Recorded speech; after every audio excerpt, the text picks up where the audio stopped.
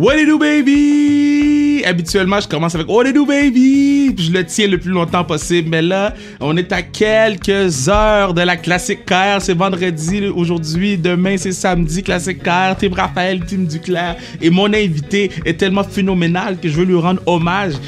Je veux lui rendre hommage. Je vais pas commencer avec What it do, baby? Je vais commencer avec...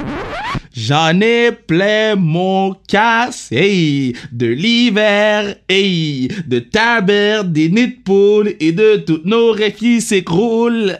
Hey, j'en ai plein mon casse, ouais, de la guerre, puis de toutes les affaires qui font que les humains sur la terre ont tout... Ok, j'ai perdu le rythme, my bad.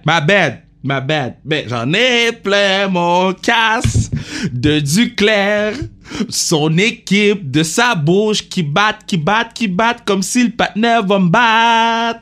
J'en ai plein mon casse qui me rappelle qui a gagné l'année passée. J'en ai plein mon casse de Foucal, de Villeno et de toutes les partenaires de son équipe. J'en ai plein mon casse. Je suis tellement hype pour la Classique KR. Ma bad là, Emile, j'ai disrespect ta chanson là. J'ai disrespect ta chanson au complet, ma bad. Mais yo, la Classique c'est demain. Mais avant de passer à la Classique, il t'écoute Émile Bilodeau. Émile Bilodeau est venu sur le podcast. Émile Bilodeau, comme il a dit à la fin de l'émission, il a ouvert ses veines de knowledge de hockey. Puis on a jasé. Ça, c'est une vraie discussion de bar. Que chacun t'a une bière, là, puis tu parles de hockey. Et de tout ce qui se passe aussi avec le Black Lives Matter, de tout ce qui se passe avec Tous pour 3 points, la fondation de Fabriceville qui est venue sur le podcast sur le racisme, épisode 29. Si vous ne l'avez pas écouté, allez l'écouter. On a appris beaucoup. Mais, man, quelle belle discussion, quel homme phénoménal. Et il y a une question que je m'étais notée, que j'ai dit, qu'est-ce que je pose pas? Est-ce que c'est primordial de prendre un joueur québécois au draft? Quelqu'un qui a le Québec tatoué sur le cœur comme Émile Bilodeau? Sa réponse, ça vaut la peine. Donc, on s'avait écouté Émile, mais avant toute chose, je vous dis merci à Bruno Mercure, partenaire du pod, qui est là since day one. Merci à Mathieu Brutus, qui fait la musique du pod. Merci à tout le monde qui font des dons en ce moment sur classiquekr.ca. Continuons. Allez, on continue à monter la cagnotte, puis il n'y a rien qui peut nous arrêter, il n'y a aucune limite.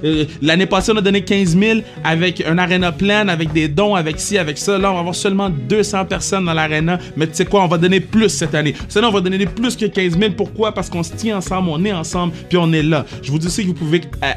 assurer la pérennité du podcast en allant sur le zonekr.ca, aller chercher votre casquette, votre sucre ou votre tasse sans restriction. Ça permet qu'on puisse acheter de l'équipement, un local, puis éventuellement faire plus de choses. Parce que là, je sais pas, est-ce que vous voulez du vidéo sur le podcast? Je sais pas, je lance ça dans les airs. Donc, on s'en va écouter ma main man, Émile. Est-ce que j'essaie une dernière fois? J'en ai plein mon casse, hey, de Duclair, hey.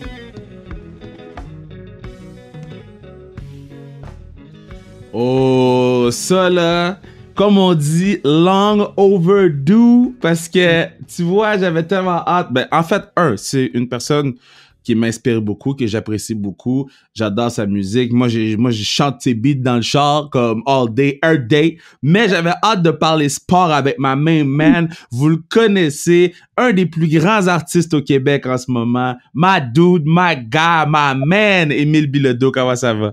Ça va bien, Kevin. On a enfin un moment pour s'échanger quelques mots sur ce qui se passe partout à travers le monde sportif. Quel bonheur. Ben, écoute, toi, là, tu roules pendant la pandémie, là. Toi, tu s'arrêtes pas, là. Ben, roule, c'est vraiment un bon terme, là, autant au sens propre qu'au sens figuré, parce que je fais une tournée de pick-up, mon homme. Je roule sur un F350. Mes cousins au Saguenay sont jaloux du petit gars montréalais. Fait que là, toi, t'es dans le pick-up pis tu joues? Exactement, man. J'étais avec mon ami Nathan au clavier. Il y a assez d'espace pour 2 musiciens. On se met un système de son. Mon sonorisateur, il est dans le passager. Puis mon directeur de tournée, il conduit le char. Puis on est allé en Gaspésie. On s'est ramassé. Après, on est allé en Abitibi. Puis là, on continue de faire des shows dans la grande région de Montréal. C'est malade. Ça nous permet de gagner un peu notre croûte en ces temps incertains. Ah, yo, c'est quand même fou, man. Le gars, il a un pick-up pis il joue. Mais ça, c'est COVID style comme fois. Pensais-tu dans ta vie jouer dans un pick-up, man? Non, man, pas en tout. Surtout pas ces derniers mois parce que ça allait quand même assez bien avant la COVID. Tu sais, on avait fait l'Impérial, on avait fait le Granada, on s'en allait faire notre premier MTLUS. Puis comme Steve il dit, là, le gars qui fait mon son, c'est le retour du troubadour. Là. On voit vraiment les gens qui essaient de se débrouiller pour tu sais, se remonter le moral des troupes. Puis moi, hier à la prairie, j'ai vraiment senti que je faisais une différence. Tu sais, les grands-mamans qui dansent sur leur perron, les enfants de l'eau, tu sais, il y a de quoi de vraiment rassembleur, puis le retour du troubadour. Là. Ben écoute, moi je vais encourager les gens à aller écouter tes tracks sur Spotify, Apple Music, les gens ils puissent aller donner des téléchargements, des views, aller télécharger son album. Moi quand je suis dans mon auto puis je suis fâché, j'en ai plein mon cash, je le frappe là, je le frappe dans mon auto. Là. Le monde, il chante ça à cette heure-là. C'est incroyable là, dans les shows de pick-up parce que je pense que c'est la chanson thème de la COVID-19. Évidemment, on sait pourquoi. Ouais. Bon, maintenant qu'on a parlé de ça, les gens, ils savent qu'ils peuvent te trouver sur le Spotify, sur le Apple Music, puis tout. Maintenant, j'ai besoin qu'on parle de sport. Avant qu'on parle de hockey, parce qu'il va falloir qu'on tombe là-dedans, c'est certain. Mais je trouve ça tellement exceptionnel, ton implication pour Tous pour 3 points. Tous pour 3 points, la fondation de Fabrice Ville, qui est venu sur le podcast parler du racisme il y a quelques semaines ou quelques mois. Parle-moi pourquoi tu as décidé de devenir coach pour eux? Ben écoute, man, je suis un grand amateur de sport et j'ai toujours été un grand frère pour les plus jeunes, je pense. On peut le voir dans la musique que je fais ou encore dans ma jeune carrière de moniteur de camp de jour. Puis que ça, c'était quelque chose de très dynamique, de très le fun. Tu sais, c'est deux choses que j'aime bien, la jeunesse puis le sport. Puis je trouvais que je voulais m'impliquer, mais pas juste le temps que le Black Lives Matter soit trendy. Là, je voulais vraiment m'impliquer à long terme. Puis je pense que de développer une fraternité avec 15 jeunes de communautés différentes, ça va vraiment me permettre d'aller à la rencontre de ces familles-là, essayer de comprendre davantage leur réalité, tout en continuant d'avoir une dynamique de sport, puis de vouloir gagner, puis de faire des ateliers. Tu sais, moi, je suis un gros fan de football, de hockey, de soccer, de baseball, de basket, de volleyball. Fait que c'est vraiment les sports que pour 3 points exploite. Fait que je me suis dit, on va rendre l'utile à l'agréable, puis on va s'inscrire. Puis là, ils m'ont appelé pour me dire que j'étais engagé. Fait que j'étais assez content. On s'en va à Tremblant faire une retraite fermée pour comme que j'aille ma formation. Puis j'ai bien hâte que ça commence. Je trouve ça tellement beau que, tu sais, dans le sens que t'as pas besoin de faire ça dans la vie, là. T'es un artiste établi, t'es un artiste que les gens connaissent, que les gens aiment. Amine, je t'ai vu à la Saint-Jean, là, OK? Moi, je dis, si je vois un patin à la Saint-Jean, c'est qu'il a made it, là. Puis là, toi, tu t'en vas en retraite fermée pour aller faire une formation pour pouvoir aller aider les kids. C'est tout en ton honneur, ma man. Merci, mon Kevin. Mais toi, c'est pareil, man. Toi aussi, tu m'inspires, là, avec ta classique Kiki, là. Je trouve ça nice, man. Ben, yo, l'année prochaine, on va espérer. Moi, mon but, c'est que tu joues. Mon but, là, c'est qu'on arrive à faire en sorte que tu peux jouer au match. Puis que... Moi, mon but, c'est de perdre un peu de bédaine pour suivre un peu Christopher Le Temps, là, quand Mon gars, si tu savais, même si tu parles de la bédaine, mon gars, quand les boys et les gars décident de jouer, c'est terminé. Hey, mais c'est malade, tu sais, tu joues avec Duclair, tu joues avec Chabot. Moi, c'est ça qui me fait le plus capoter, tu sais, c'est de pouvoir leur jaser un peu puis essayer de comprendre un peu leur réalité qui est vraiment un autre univers. Tu sais, nous autres, on regarde ça dans notre télé, on la commente, on l'analyse. Mais eux autres, ils jouent, là, contre les Malkins, contre les Ovechkin. C'est malade. Je trouve que ta classique, elle permet de faire rêver les petits artistes comme moi et puis toi, là, c'est malade. Ben, je te dirais, là, le plus nice de la classique, c'est dans la chambre. Dans la chambre, là, oh my God, tu sais, la glace, c'est le fun, mais tu sais, à un moment donné, Dubois, tu fais une passe, la passe est trop forte, ton bâton, il tombe à terre, là. Ben, c'est nice, mais pas tant en même temps.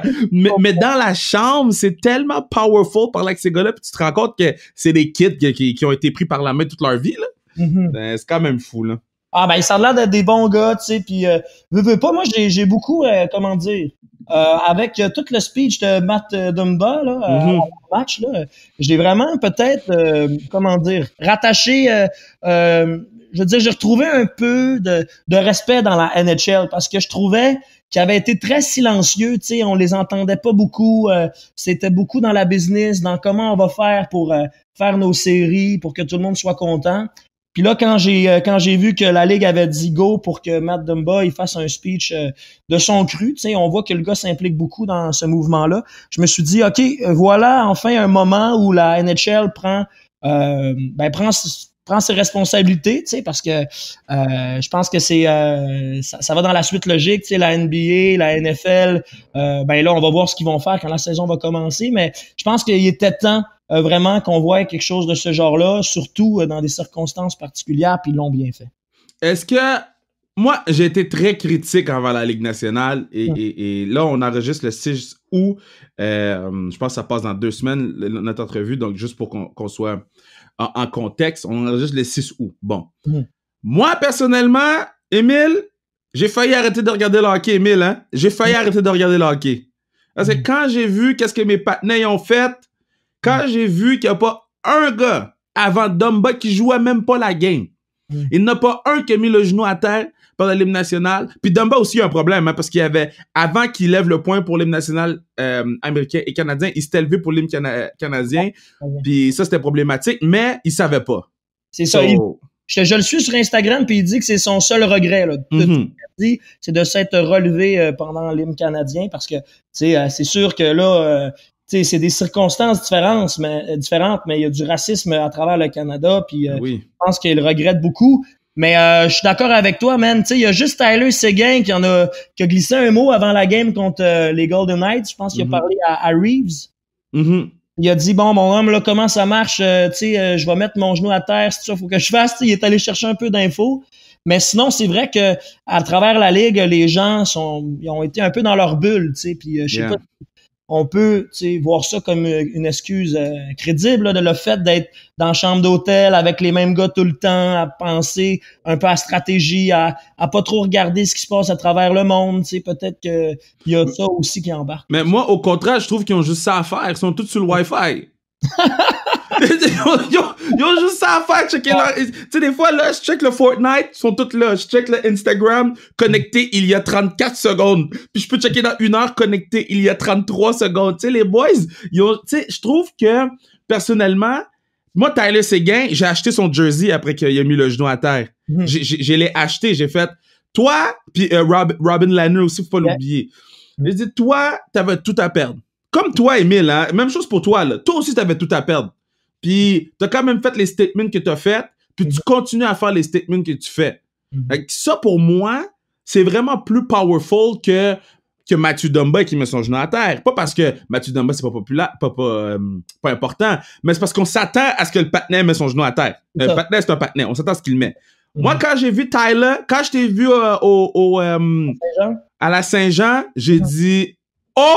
OK, lui, il est prêt à finir à 0 pour nous, puis on n'a pas le choix. Mais moi, j'ai parlé de toi à mes parents. Puis mes parents, ils ont fait, on sait pas c'est qui, mais on est avec lui. C'est fou, là. Ben, tu remercieras de ma part, c'est vraiment cool. Mais ouais, c'est ça, je pense que tout le monde, il faut vraiment qu'il prenne un moment pour penser un peu à ses privilèges, puis aussi au fait que c'est pas parce qu'on n'en subit pas du racisme que ça n'existe pas. Malheureusement, quand les communautés nous parlent de racisme systémique, on est là puis on dit non, on n'est pas si pire que ça. Mais il faut vraiment regarder les faits. La SPVM, Kevin. Ouais. Les Noirs ont 5 à 7 fois plus de chances de se faire un contrôle. On regarde aussi les femmes autochtones, là, tout le rapport avec la SQ. Puis là, il faut vraiment qu'on se mette un peu dans leur bobette pour comprendre la douleur. Puis aussi, parce que moi, je suis un gars anxieux dans la vie. Là. Moi, quand je prends une bière, là, surtout en temps de COVID, dans un parc, puis je vois la police, je commence à être stressé. Vas-tu me dire que j'ai pas mon masque? Vas-tu me dire que j'étais à 2 mètres? Es-tu moins de 10? Mais genre, on n'imagine pas à quel point, pour un noir, ça décuple, c'est comme, c'est 1000. Fait que c'est juste d'essayer un peu de comprendre, puis la loi 21, mon statement, c'est vraiment, c'est ça, là, c'est de pas oublier que moi, je connais mon histoire, je sais que la loi s'appelle la loi pour la laïcité de l'État, mais il y a moyen d'arriver à sauvegarder la laïcité sans continuer d'isoler puis d'oppresser des minorités qui subissent déjà le regard de « Oh mon Dieu, elle est différente avec son voile. Oh mon Dieu, il est différent avec son turban. Je l'engage ou je l'engage-tu pas? » Fait que c'est vraiment d'essayer de se mettre dans la place des autres. Je trouve qu'on a de la misère à faire ces temps-ci. Ça a tout pris pour que notre premier ministre, M. Legault, dise qu'il y a du racisme systémique. Puis comme il a dit, il l'a un peu marmonné. Fait que c'est pour ça que je trouvais que c'était important de comme... Moi, je peux faire le pont entre mes amis, qui sont issus de la diversité, puis mon public, puis je trouvais ça important d'au moins faire ce move-là pour qu'on aille un début de discussion, parce que c'est sûr que dans les discussions qu'on a, puis les débats, l'important, c'est pas de gagner notre débat, mais c'est de progresser ensemble. Tu sais. Puis il y a beaucoup de gens qui voient pas le progrès comme étant quelque chose de positif. Ils veulent continuer de s'entêter à débattre pour gagner leurs points. Moi, des fois, je fais des compromis. Oui, je réalise que la laïcité, c'est compliqué, qu'une commission Bouchard-Taylor, qu'on est arrivé à des résultats ensemble, puis qu'il y a des gens qui ont pris des décisions quand même polémiques. Mais moi, je continue à dire qu'il y a des grands perdants, puis que ces perdants-là, justement, sont une minorité. Fait que c'est dur de renverser ces décisions-là démocratiques, tu sais. Fait que c'est vraiment un appel à la discussion, puis arrêter de traiter l'autre de raciste, puis arrêter de traiter l'autre de fédéraliste. Bon, Kevin, on m'a traité, moi, de fédéraliste parce que je suis contre la loi 21. Je trouve que à ce moment-là, on peut réaliser qu'il y a des gens qui se sont mêlés dans tout ce débat-là pour la laïcité. J'ai une question pour toi. Okay? Parce que moi, t'es musicien. T'as le Québec à cœur, puis oui. je vais... Oui, puis ça, c'est quelque chose que je trouve ça powerful qui vient de toi. Admettons que le Québec a un hymne national. Ouais. Bon. Est-ce que toi, tu joues l'hymne national avant les games ou on peut laisser faire cette affaire-là de jouer l'hymne national? Ben moi, c'est sûr que si on est pour avoir un Team Québec, par exemple, ouais. Il va falloir se pencher sur quel va être notre hymne national pour le jouer. Moi, je jouerais l'hymne national comme on joue l'hymne national canadien, comme on joue l'hymne national américain, ou dans les Olympiques, par exemple, on joue l'hymne national suédois. Tu sais, quand je pense à l'hymne national, je pense au match du Panama pendant la game de Coupe du Monde il y a quelques années. Tu voyais les joueurs brailler, là, tu sais, les joueurs du Panama brailler. Ouais. C'était une des premières cohortes du Panama à participer à la Coupe du Monde. Puis ça, c'est vraiment venu me toucher. Tu sais, un petit pays qui s'en va se battre pour ses couleurs, montrer de quoi ils sont capables. Je trouve que l'hymne national est importante en ce sens-là. Damn. Tu vois, moi, je suis tellement de l'autre bord, mais on dirait que tu me tires vers ton bord avec ton exemple du Panama. C'est l'histoire de ma vie depuis 2 ans. Je suis tellement de l'autre bord. Parce que moi, pour moi, là, on peut-tu juste jouer? Ouais.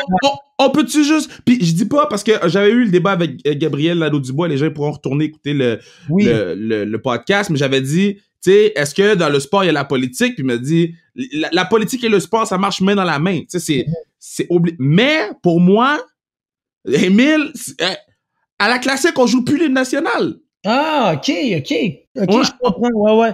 Mais je comprends ton point, tu sais, c'est de dire, justement, comme on fait avec pour 3 points, de dire, là, on va arrêter de se pointer nos différences, puis on va jouer, tu sais, au football, tu sais, puis on va avoir du fun, tu sais. Fait que je comprends ce truc-là à 100 000 à l'heure. Par contre, je comprends aussi, tu sais, que le sport, ça réunit des peuples, tu sais. On a qu'à penser au Brésil quand c'est la Coupe du Monde, tu sais. On dirait que le monde arrête un peu de penser à leur malheur, puis sont tous derrière leur équipe. Mon exemple du Panama, ou encore l'Afrique du Nord. Quand la Côte d'Ivoire était là avec Didier Drogba. Exact. Oui, c'est ça, tu sais. Il y a tout ce powerful-là de réunir un peuple. Fait que je trouve que l'hymne national vient un peu symboliser ça. Mais définitivement que après, là, tu sais, le sport, tu sais, qu'on soit noir, qu'on soit blanc, qu'on soit asiatique, qu'on soit arabe, je trouve que l'important, c'est de compter des buts, puis, tu sais, c'est là que aussi l'esprit d'équipe embarque, puis le fait qu'on tasse un peu la politique, ça nous permet de nous rendre compte qu'on est tous des humains, tu sais. Fait que c'est sûr que c'est un débat intéressant, mais moi, je suis convaincu que l'hymne national est important pour souligner ça un peu. Tu sais. Moi, je te trouve intelligent, man. Oh my God! Moi aussi, je te trouve intelligent, man. Non, mais je te trouve intelligent, je te trouve pertinent, t'expliques bien les shit. Maintenant, là, on a parlé de toute la... oui. Hey, c'est bien parti, mon homme, la glace s'est brisée. Ben oui, moi, je suis content, j'aime ça te parler. OK, now, là, ça va sortir dans 2 semaines, on saura pas si le Canadien va avoir battu Pittsburgh ou pas. Nonobstant, qu'est-ce qui... Hein? Ben, juste mettre en contexte, hier, on a gagné le 3e match. C'est ça. 4-3, une remontée. On perdait 3-1 à la 2e période. On a remonté ça, puis on a gagné 4-3, fait qu'on mène 2-1. C'est ça. Ma question, qui est un petit peu plus intemporelle, mais tout aussi intéressante, c'est, toi, t'as le choix. En arrière pour la Frénière ou moi, je prends une chance à la coupe? Excuse-moi. Tu sais, parce que Moi, ça me fait capoter. Tu sais, il y a 2 ans, c'était all in for all in. Ouais, je sais. Là, en arrière pour la première. Même moi, que ma job, c'est de faire rimer des affaires, j'y avais pas pensé. Bravo. Moi, je te dirais qu'en commençant la série, j'étais vraiment comme, j'espère que Christopher, que Yevgeny puis Sidney n'ont pas trop mangé de patates parce que j'aimerais beaucoup ça, qu'on aille chercher notre 12,5% pour Alexis Lafrenière. Mm-hmm. Mais là, Kevin, là, j'avais oublié quelque chose. C'est cool en esti du hockey. Là, je regardais la game, j'étais comme, tu sais, quand Carey Price, il nous avait sauvé le cul à la première game, j'étais comme full content, puis je repensais à ça, tu sais, Montréal a été une des villes les plus touchées dans le monde à cause de la COVID-19. Mm-hmm. J'étais comme, ça serait le fun, qu'on passe à une autre ronde pour entretenir cet état d'esprit de regarder du hockey, de regarder des Carey Price voler des games, de regarder des Philippe Danault tuer des pénalités, de regarder des Nick Suzuki, des Kotkaniemi, les Young Guns, tu sais, prendre l'équipe sur leurs épaules comme on a toujours voulu qu'il se passe depuis 2 ans, là, tu sais, dans le cas de Kotkaniemi, en tout cas. Fait que moi, je te dirais que il faut profiter des parties, puis comme tout bon partisan, je pense que il faut suivre notre cœur, tu sais. C'est sûr que ma tête dit, bon, là, si Pittsburgh ramasse Alexis Lafrenière, est-ce qu'on va manger beaucoup de coups dans les 10 prochaines années, tu sais, parce qu'il va y avoir de la relève, Crosby va s'en aller dans 5 ans peut-être, tu sais. Fait que c'est sûr que mon cœur dit go Habs go, mais ma tête dit au pire c'est pas grave, tu sais, on va chercher le 12,5% pour Alexis. Bon. Là, moi je te débattais. Mm-hmm. Yo, on va sûrement pogner Tampa Bay en deuxième ronde. Ouais. Tampa Bay, là! Ah oui, hein? C'est pas des bonnes personnes pour nous, là. Ouais, c'est pas un client à la hauteur de ce qu'on a. Non, mais c'est ça. Moi, je dis, let's go, man. Tu sais, c'est quand est-ce qu'on va refaire les séries? Tu sais, je pense que quand les Oilers d'Edmonton en 2004. Ouais.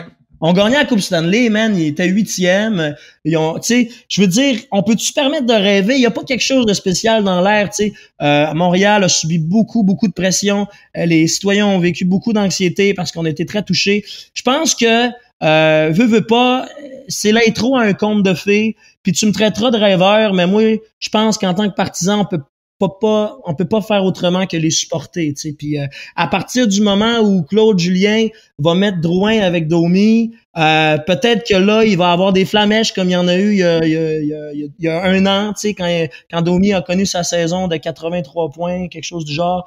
Fait que moi je reste optimiste, tu sais. Puis moi j'aime ça voir par exemple un gars comme Victor Mété faire des sorties de zone à lui tout seul. C'est sûr que Tampa Bay c'est un gros client, mais je sais que Steven Stamkos a des soucis avec sa santé physique. Vasilevski, il a pas gaulé des grosses games depuis le début des séries. Tu sais, je veux dire, Kevin, on a enfin la chance d'avoir les Canadiens de Montréal en série dans des circonstances exceptionnelles. On est à 1 victoire de sortir Crosby puis sa gang. Tu sais, comme je te dis, au début, j'étais en arrière pour Lafrenière, mais là, je pense que les gars, ils sont parlés. Les gars, ils ont trouvé ça tough, le COVID. Price est avec nous autres. Fait que tout est permis, tu sais.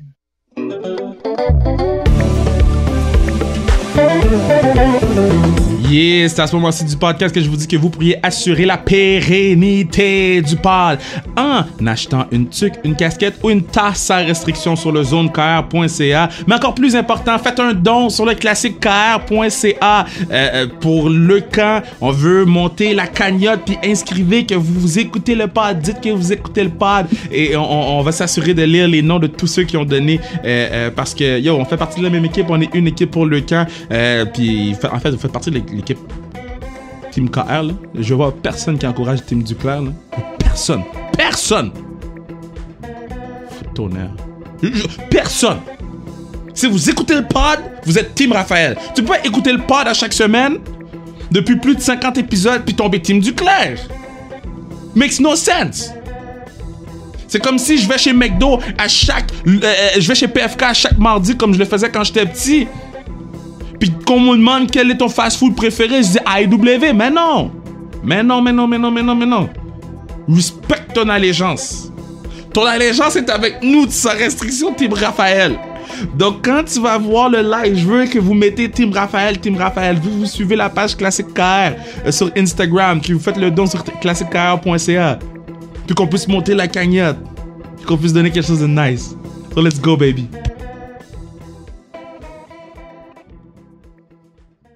OK, c'est la première fois qu'on va jouer à ce jeu-là sur le podcast, fait qu'on brise la glace. On a parlé du Canadien. Donc, in ou out?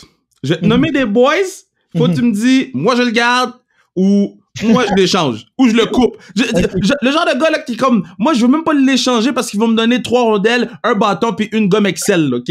Donc... OK, man, je pense pas que je vais être en amour de même, mais ça va dépendre des noms. OK, parfait. Numéro 1, Jeff Petrie. Hey, mon homme! Hey, je pense que c'est le premier défenseur à compter 2 buts en prolongation de victoire depuis Chris Chelios dans les années 80, man. Moi, au début de la saison, j'étais pour qu'on l'échange. Le gars, il a quand même 32 ans, 33. Puis, tu sais, on avait besoin d'un noyau à gauche. Pour l'instant, Ben Chirot fait la job. Mais moi, je te le garderais, man. Je te le garderais parce que on n'a pas vraiment un bon top 4, mais on peut dire qu'on a un bon top 3. Puis ça peut vraiment faire la différence, tu sais. Kulak qui joue avec Petrie, il joue quand même des bons matchs. Fait que je pense que Petrie, c'est un noyau important de notre équipe, surtout en ce moment, on s'en rend compte. OK. Le prochain. Lui, je sais pas quoi faire avec ce petit patinet-là. Ce petit patinet-là, là, c'est Casper le fantôme, on dirait qu'il a été aspiré dans Ghostbusters, là. Arturi Lekonen. On fait quoi avec lui? Ah ouais, man. Ben moi, j'ai l'impression que c'est notre Lars Eller 2020. Tu sais, je veux dire, Claude Julien, il croit beaucoup en lui, il le met dans des situations intéressantes. Tu sais, je pense que ça reste quand même un pilier en désavantage numérique. C'est un gars qui travaille très fort dans les coins, mais définitivement que il nous a peut-être floué avec sa première saison de 20 buts. Là. Et là, on est en train de se demander encore c'est quel genre de joueur. Mais définitivement que je trouve qu'il y a une belle communauté de Finlandais dans notre équipe. T'sais. Quand je vois Kotkaniemi, Armia, Keke, je me dis, OK, eux autres, c'est un peu comme 3 frères, les 3 frères finlandais. Puis je me dis peut-être que Lekonen, c'est peut-être un grand frère pour un gars comme Jesperi Kotkaniemi. Fait que dans cette optique-là, je trouve que c'est un aspect quand même important pour le développement d'un joueur qui tend à devenir un premier joueur de centre. Là. Mais peut-être derrière Nick Suzuki, on verra. Là, mais moi, je le garderais, man. Je le garderais, Lekonen. OK, là, je vais peut-être faire mal à ton cœur parce que c'est un Québécois. Je les roast. On fait des lives Instagram après chaque match du Canadien. Première game, je les roast. Tu m'as compté hier, man. Non, mais... OK, ben oui, je te parle. OK. J'allais pas te parler de ce gars-là, j'allais te parler d'un autre, mais j'allais te parler d'un autre, mais je peux te parler de lui. Drouin, tu le gardes-tu, tu l'échanges? Moi, je le garde, Drouin, man. Moi, tu peux build autour de Drouin? Ouais, je pense que oui, man. Je pense que il y a eu un move, il faut l'assumer. Tu sais, on a échangé Sergachev contre Drouin. Je pense que ça a été un bon move parce que on manquait de potentiel offensif. Je pense que Drouin, c'en est un qui va te sortir des grosses games, tu sais, quand même. Là, je me rappelle d'un but qu'il avait fait contre les Bruins de Boston l'année passée. Puis après ça, son problème, c'est qu'il avait pris une pénalité. Puis finalement, on avait perdu un match important, tu sais, on connaît la suite, on n'avait pas fait les séries. Moi, je pense que c'est important d'avoir un Québécois qui a un talent offensif, qui a des bonnes mains, mais c'est sûr qu'il est problématique des fois, tu sais, il sort pas tout le temps les games qu'on attend de lui au bon moment. Mais je pense que de l'avoir sur une deuxième ligne, tu te dis, OK, tu sais, si Dano, Gallagher puis Tatar, ça marche, ben même notre deuxième vague, c'est un gars comme Drouin avec Domi, tu sais, je trouve qu'il y a quelque chose de une luxure de deuxième vague, un gars comme Drouin, puis tu peux compter sur lui aussi quand il y en a un qui manque à l'appel, tu sais, pas peur de le mettre sur le premier quand mettons à droite ou à gauche, un gars comme Gallagher ou Tatar est pas là, fait que je te dirais que c'est une deuxième vague cher payée, mais on peut quand même y trouver une place dans notre alignement, tu sais, puis y envoyer des missions.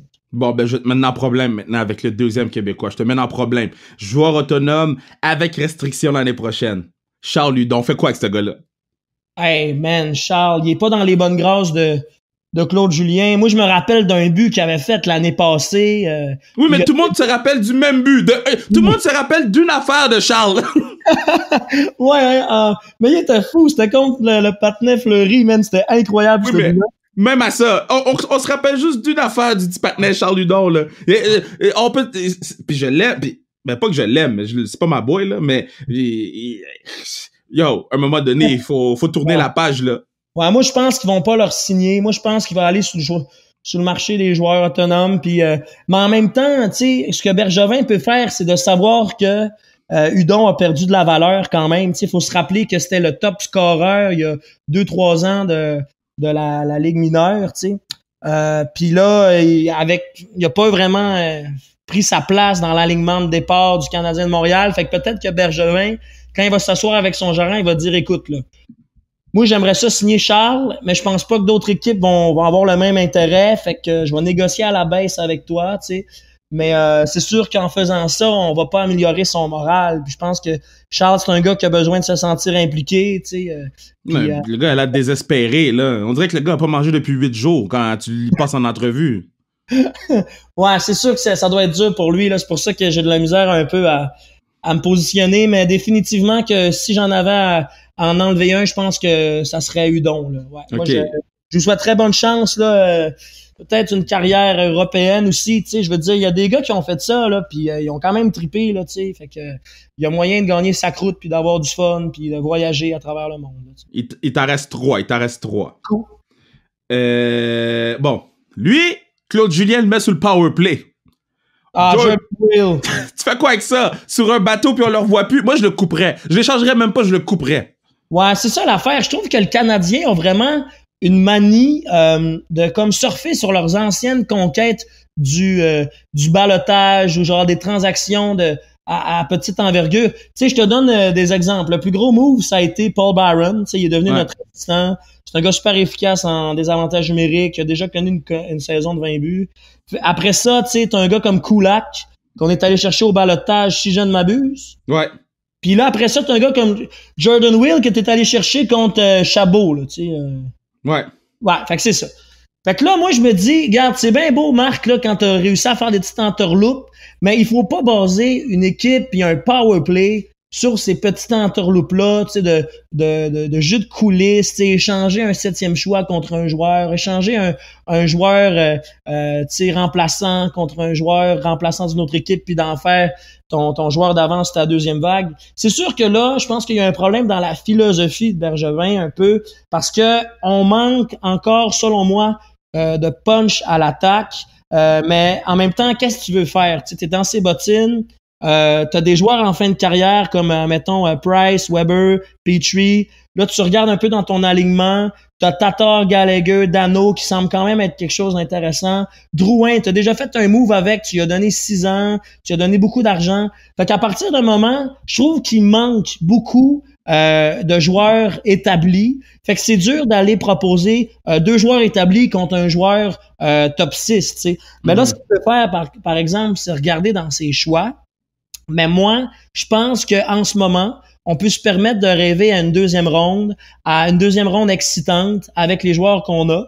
Fait que peut-être que le temps va donner raison à la stratégie de Bergevin, parce que si on arrive au repêchage avec tout le nombre de choix qu'on a, je trouve qu'on est quand même, ça va être un draft excitant. Yeah, mais on n'est pas capable de draft faux shit. On n'est pas capable de draft faux shit. Sherbak, il fait des baby reveal avec sa blonde dans le West Island. McCarron, il va faire du gym, c'est quelque part en Floride. Puis il amène Louis Leblanc. Puis c'est sûr qu'on a des busts, mais en même temps, tu sais, un gars comme Cole Caulfield, peut-être que là, tu sais, on s'en est sauvé. Peut-être que là, on peut aller drafter des gars qu'on est sûr qui vont percer l'alignement, qui vont peut-être pas devenir des Lafrenière, tu sais, mais qui vont quand même devenir des gars comme Gallagher, tu sais, pas des top leagues qui te vendent des billets puis des jerseys, mais des gars qui vont scorer des buts puis qui tuent des pénalités, comme Dano, tu sais. Dano, ça a été un gros style. Ouais. d'Eloise. Fait que moi, je pense que dans une philosophie de profondeur, comme Marc Bergevin aime faire, on a les drafts pour reflouer nos coffres, tu sais, puis aller chercher peut-être un top 9 d'attaquants dans 5 ans qui va être quand même impressionnant, tu sais, rapidement, là. Première ligne, tu sais, powerplay, Kotkaniemi, Nick Suzuki, Cole Caulfield, tu sais. Après ça, t'as un gars comme Drouin qui va être encore là dans 5 ans. Gallagher, d'après moi, il va être capitaine rendu là. Puis tu sais, je veux dire, il y a quelque chose d'intéressant qui se trame. Fait que si tu vas chercher des drafts cette année, qui peuvent te faire une troisième ligne, peut aller chercher ton fameux top 4 défenseur à gauche. Tu sais. Je pense qu'on a encore des cartes pour se monter une équipe intéressante dans 5 ans. Bon. Là, c'est pas qui... Ben, en fait, c'est in or out, mais presque. So, il y a McNiven, il y a Caden, puis il y a Lindgren. C'est qui le backup à Price l'année prochaine? Hey, moi, là, je me suis fait rentrer dedans parce qu'au draft l'année passée, il y avait Olivier Rodrigue, un gardien de but, le meilleur de la LHMQ, puis le Canadien a échangé un choix contre une autre équipe, genre pour 2 choix de 4e ronde, je pense. Puis l'équipe qui a eu accès à ce deuxième choix-là des Canadiens a pris Olivier Rodrigue. Mais quand tu regardes ça, en effet, Kevin, on a déjà une belle relève de gardiens. Fait que peut-être... C'est ça, je m'étais trompé, mais en même temps, un bon gardien Keb, c'est toujours le fun quand ça passe. Ceci dit, moi, j'ai regardé les matchs à Lindgren quand il portait le chandail du Canadien, puis peut-être que je suis sévère, mais j'étais pas vraiment impressionné. T'sais, on était loin de quand Tokarski a pris la relève en finale d'association contre Alain Vigneault et sa bande, mais en même temps, je regarde un gars comme Caden Primo, qui a été repêché, je pense, 7e choix, tu sais, puis qui est vraiment une révélation. C'est vraiment, il a été gardien de but pour équipe États-Unis junior. Fait que moi, je garderais Primo.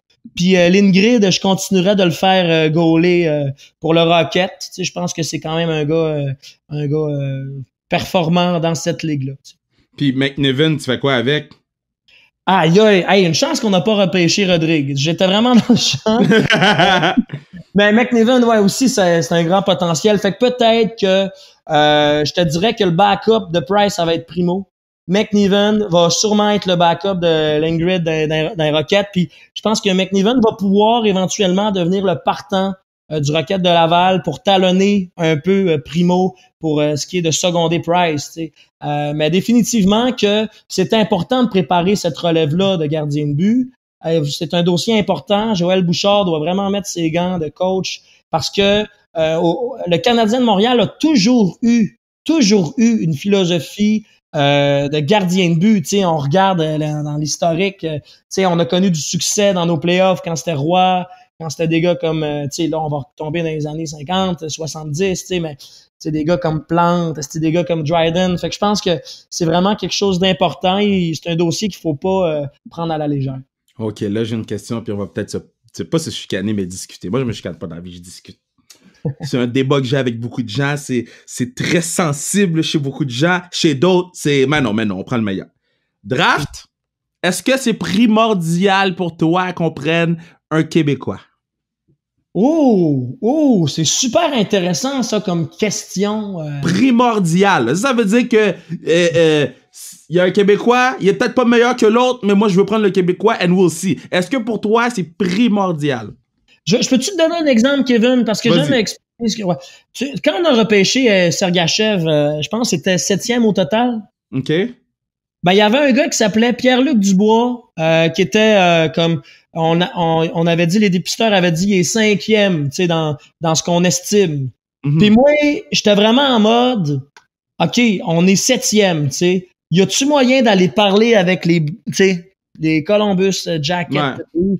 Moi, je pense que dans ce temps-là, t'as l'opportunité de bâtir une équipe alentour d'un Québécois, premier centre. Tu sais, ça fait longtemps qu'on en parle.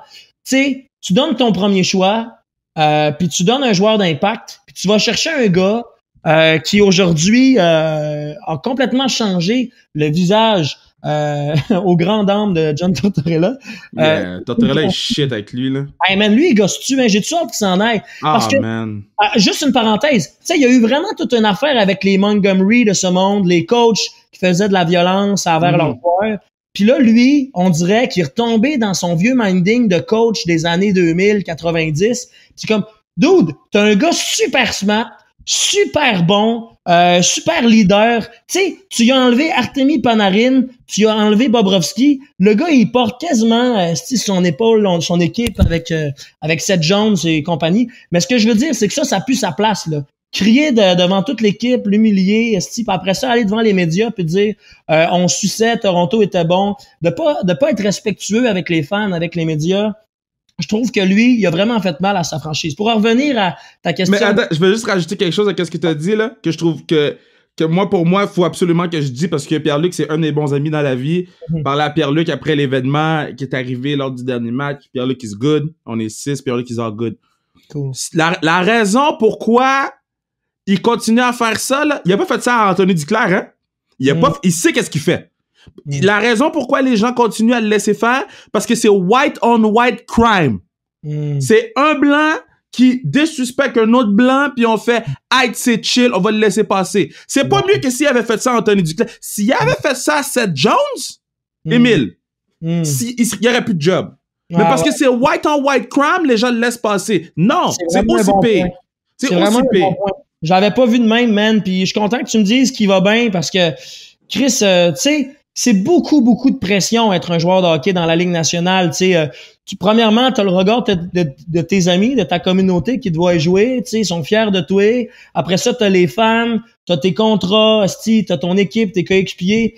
La dernière affaire que tu veux, c'est un gars qui te crie après devant les caméras, man. Tu sais, devant tes collègues. Puis moi, je trouve ça très difficile. Puis le point que tu amènes est évident. Tu sais, je pense que John Tortorella s'est accroché à son reste de philosophie, tu sais, à la petite porte ouverte de dire, OK, tu sais, c'est un blanc contre un blanc, je peux y aller, mais il faut que cette philosophie change et pour de bon. Moi, je pense que repêcher un Québécois, c'est pas primordial, mais quand tu as la chance d'avoir un gars comme Pierre-Luc Dubois à deux choix de toi, il faut que tu fasses le move pour aller chercher quelqu'un, tu sais, qui ressemble à, ben c'est ça là, tu sais, qui est un produit de la LHMQ, qui est un produit de ton peuple, puis je trouve ça cool, tu sais, fait que pas primordial mais important peut-être. OK, je te pose une question.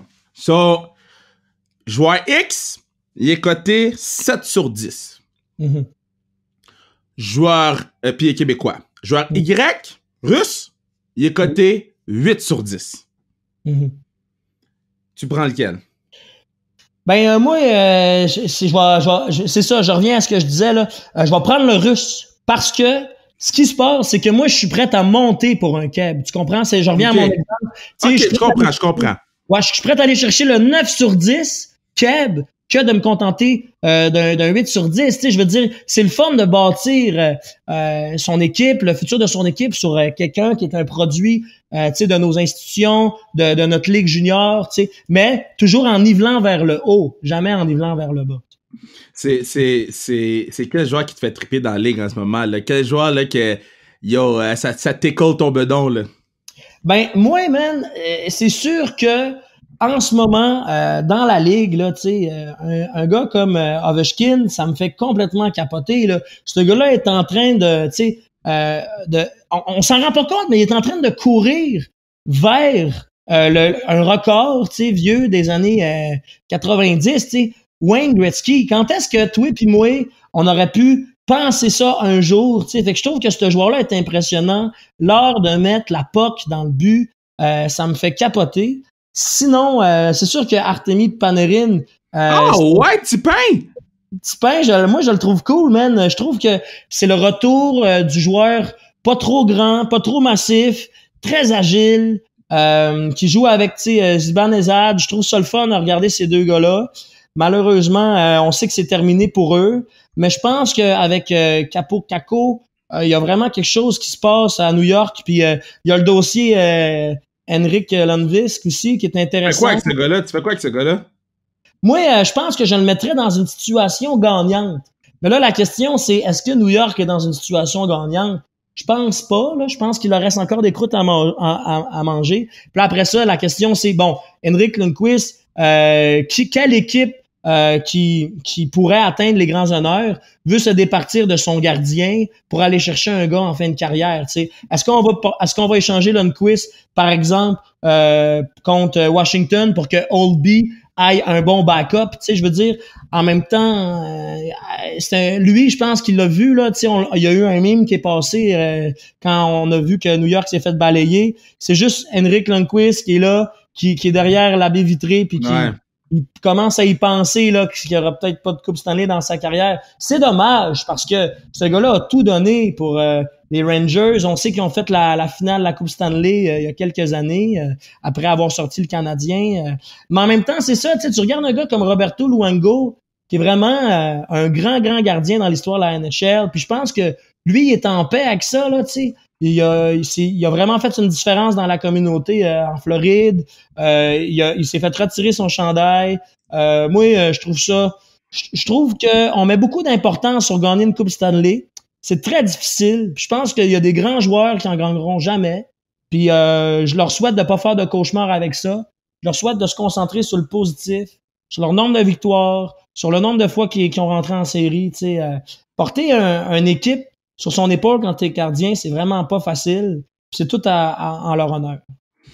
Écoute, man, moi, c'est tout à ton honneur d'être venu sur le podcast aujourd'hui, d'avoir jasé avec moi. Merci de m'avoir. J'ai vraiment l'impression que c'était une grande saignée de tout ce que je pensais de ma ligue professionnelle préférée. Ça m'a vraiment fait du bien. Je vais être bon pour continuer de regarder les séries là avec une tête plus légère. Mais moi, là, je veux qu'on fasse je le dis pas à tout le monde, parce que, c'est pas tout le monde qui peut avoir un part 2. Mais j'aimerais ça qu'on fasse un part 2 dans quelques mois, là. Ou avant le début de la prochaine saison, qu'on se rassoit, là, puis que peut-être qu'avec le COVID, ça va nous permettre d'être en face à face, là. Ça serait génial, man. Ça serait génial.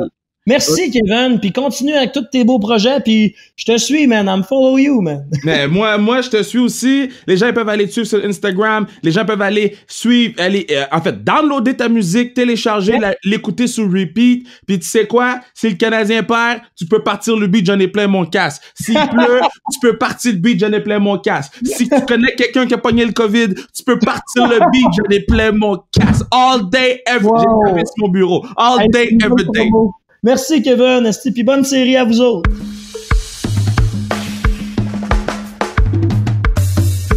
Yeah, quel pote, quel homme, quelle âme, c'est Émile Bilodeau. Merci, Émile, je t'aime et je te re-aime, mon Émile. Et vous aussi, je vous aime, tous ceux qui écoutent le pod since day one, ou tous ceux qui ont hop-in dans le pod, tous ceux qui vont sur le live après chaque match du Canadien.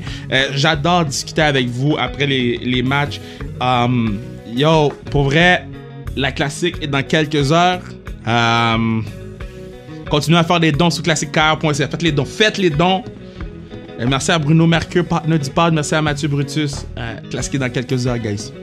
Classique est dans quelques heures, baby. Let's go. Faut suivre le match sur Classique KR, Instagram, sans restriction Instagram. Let's go, baby. Hey! Je suis stressé. Mon cœur bat vite, mon cœur bat la chamade, j'ai mal au ventre comme si j'avais mangé un burrito gros avec sauce épicée. Mais je suis hype, je suis content. On a réussi. Je vais vous dire à quel point c'est compliqué de faire la classique cette année, là. Pour vous donner une idée, là. C'était impossible à faire. Je vais être honnête avec vous, on avait zéro commanditaire. La classique, on la paye de nos poches. Parce qu'on veut faire un don en le camp. Puis c'est pas pour dire on est des misérables, au contraire on est content de le faire parce que c'est notre façon aussi de faire un don, mais de monter la classique comme on a réussi à le monter, d'être à quelques heures, d'être fébrile, d'avoir autant de joueurs de la Ligue nationale malgré le fait que les partenaires sont dans une bulle, d'avoir autant de joueuses, de mettre en lumière le hockey féminin, d'avoir autant d'artistes qui se déplacent, qui bravent le COVID là. On n'est pas 100% étanche là. On fait tout pour que ça fonctionne, puis on a toutes pris les mesures, puis selon moi on se croise les doigts, on cogne du bois pour que tout se passe bien. Mais, man, faire la classique cette année, c'était un gros mal de tête, là. C'était un gros casse-tête. C'était... j'ai des nuits blanches, du négociage, de gossage, mais il y a des gens qui sont là avec nous autres. Les boys de V-Nation, Domaine Saint-Jacques sont là avec nous autres pour offrir des choses aux gens. Donc, man, moi, là, je suis complètement exténué mentalement, mais je suis extrêmement hype d'aller jouer. Donc, allez faire un don sur le classiquecar.ca. Dites que vous faites partie de la famille de Sans Restriction. Dites que vous faites le don. Puis, baby, let's go! Hey! Team Duclair. Team Duclair. Vous êtes... Team Duclair est pas prêt pour Team Raphaël cette année, guys. I'm just saying. Et comme j'ai dit au dernier podcast, je quitte pas le centre d'excellence Sport Rousseau sans avoir marqué un but. Si je marque pas de but, il n'y a plus de podcast. Parce que je vais habiter à côté de la Zamboni. Cette année, je marque un but. Cette année, ça se passe. Let's go.